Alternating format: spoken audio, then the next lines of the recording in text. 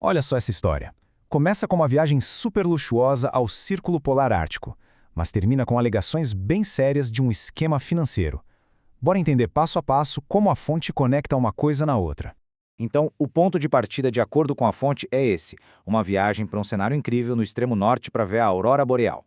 Só que por trás dessa imagem de luxo, vem as alegações de um custo altíssimo. Certo. Então vamos começar pelo começo. Que viagem é essa, afinal? Onde foi? Vamos dar uma olhada no que a fonte diz. Bom, segundo as informações, a coisa toda está planejada para janeiro de 2025. O destino, Finlândia e Noruega. O objetivo, ver a aurora boreal. E quem embarca nessa? Fábio Luiz Lula da Silva, o Lulinha, junto com a família. E o ponto alto da viagem, a cereja do bolo, segundo a fonte, foi a hospedagem. Um lugar chamado Oktula Private Wilderness, lá na Finlândia. E olha, esse hotel não é um hotel qualquer. A fonte descreve um nível de exclusividade que é impressionante.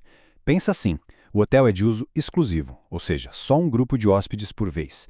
Para entrar, precisa ser um membro aprovado, tem que se inscrever, entrar numa lista de espera e mesmo assim não tem garantia nenhuma. A fonte até faz uma analogia, diz que é tipo um clube bola preta, sabe? Onde não adianta só ter o dinheiro, você tem que ser aceito. Tá, mas e o preço de tudo isso? Vamos falar de valores, os números que a fonte aponta. A diária por pessoa nesse hotel, R$ 37 mil. É isso mesmo, por dia, por pessoa. E não para por aí. Soma isso a passagem de primeira classe saindo de São Paulo. Supostamente, mais R$ 60 mil.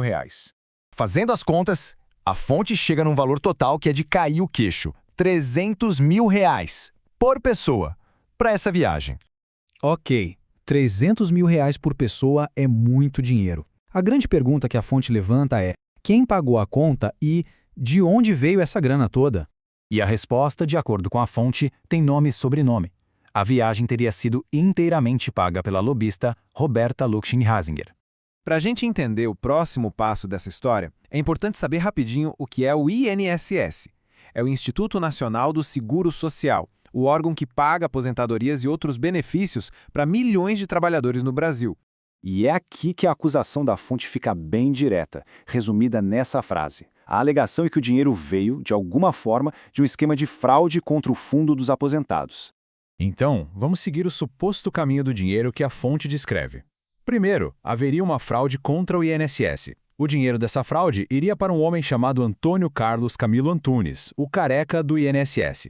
Esse careca, por sua vez, financiaria as atividades da lobista Roberta Luxemburger. E, finalmente, a Roberta Luxemburger usaria esses fundos para pagar a viagem de R$ 300 mil do Lulinha. É essa a corrente de eventos que a fonte alega. Certo. Agora vamos abrir um pouco o foco e olhar para as pessoas que a fonte diz que estão envolvidas nessa teia. A gente tem aqui os principais nomes citados pela fonte. Fábio Luiz Lula da Silva, o Lulinha, que seria o beneficiário da viagem. Roberta Luxemburger, a lobista que supostamente pagou por tudo. Antônio Carlos Antunes, o careca, que seria a ligação com o esquema de fraude no INSS. E aí entram mais dois nomes, Marina Mantega, que organizou a viagem, e o pai dela, Guido Mantega, ex-ministro da Fazenda.